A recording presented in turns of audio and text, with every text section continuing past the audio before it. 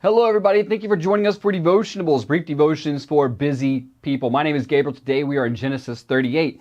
As you're reading through Genesis, this kind of chapter, in some ways, seems like it comes out of nowhere. Like you're just driving along and pop, you get T-boned by a car that ran through a stop sign. So in Genesis 37, the story of Joseph, and the story of Joseph consumes almost half this book, right? There's this book from chapter 37 and then 39 through 50, and really even going into Exodus. 38 here is like, if you just kind of drop in, like, I want to read the story of Joseph, 37, 38, what is going on? What is this chapter doing here? Why did Moses put this chapter where it is? Now again, Moses is not writing chapter 37, chapter 38. He's telling a story, and part of this story is a literary device, the way of writing, which he's done throughout, a way of contrasting people, contrasting lines. That is, the righteous and the wicked, or the seed of the serpent, seed of the woman. Some people talk about it that way. Those who are the chosen, the elect, those who live by faith, and those who just live in utter rebellion against God. Those who walk with God, Enoch, Noah, and those like Lamech in chapter 4, and others who just have no regard for the God of heaven, the God of the Bible, who's revealing himself to us graciously and beautifully in the book of Genesis and all of his word. So here we go, Genesis 38, an interruption seemingly to the story of Joseph, but Moses is trying to do a couple things here. Well, multiple things probably, but a couple things I want us to highlight today and think about. He's contrasting the character and in particular the faith of Judah with Joseph.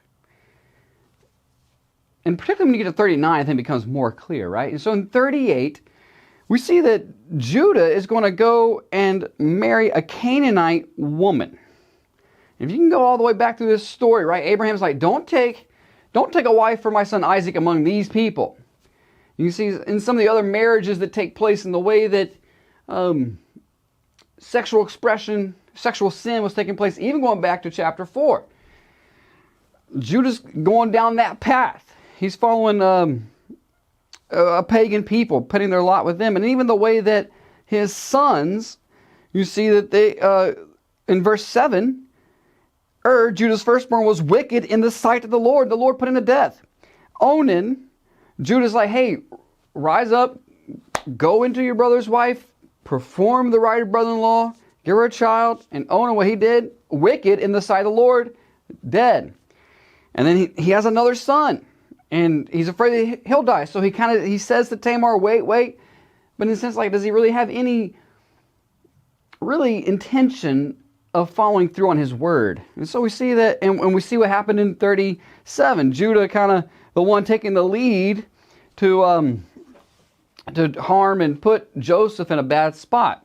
So this character of Judah, in contrast with the character of Joseph, who in 39 is the Lord was with him, right? There's no mention of the Lord being with Judah.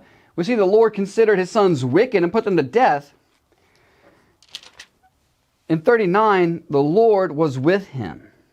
The Lord caused all that he did to succeed in his hands. And there's this situation where he's now in Potiphar's house, and he's over all Potiphar's things and overseeing them. And Potiphar's wife seeks to lie with him. And Joseph, in contrast to immoral Judah, he's like, I am pure. I'm not going to do this thing. I'm not sinning against God. I'm not going to sin against your husband, you. And he flees out, right? This contrast is like the psalmist, right? The way of the righteous versus the way of the wicked. And you think like, man, how does my life compare to that of the world? One who has been called out by God, saved, right? We were once this way, but we've been washed, we've been sanctified, we've been forgiven. So does your life, Christian, match up with that of one who is following the Lord, or the one who has no regard for the things of God and God's ways? There's this contrast between Judah and Joseph. We're also, like, we may not know it yet, it's going to become more clear through the scriptures, Genesis 49:10, the end of Ruth, and when we get to Matthew, right? This story that seems kind of like out of nowhere, right? There's a contrasting of living for the Lord and living for oneself. And then also this promise that God made to Eve, to Adam, and to all who would look to him by faith, that he would send the one who would crush the head of the serpent. When we get to the genealogy of Jesus Christ in the book of Matthew, the book of the genealogy of Jesus Christ, the son of David, the son of Abraham. Abraham was the father of Isaac, and Isaac the father of Jacob, and Jacob the father of Judah. Interesting, because Judah, right, the fourth son, and his brothers, and Judah the father of Perez, and Zerah by Tamar. Right? This is a weird story. So we go back and we see that Judah's wife dies. And he spends time grieving her. And then he goes into a way and he's looking for a prostitute. Again, sexual sin, sexual deviance.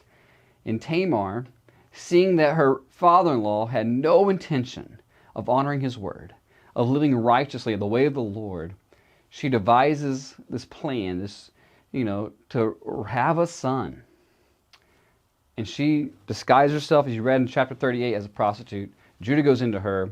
She becomes pregnant, Perez, right? And Judah hears about it and says, bring her out. She's got to die.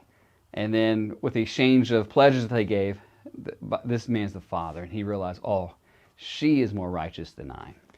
Thankfully, though, it wasn't the final word for Judah.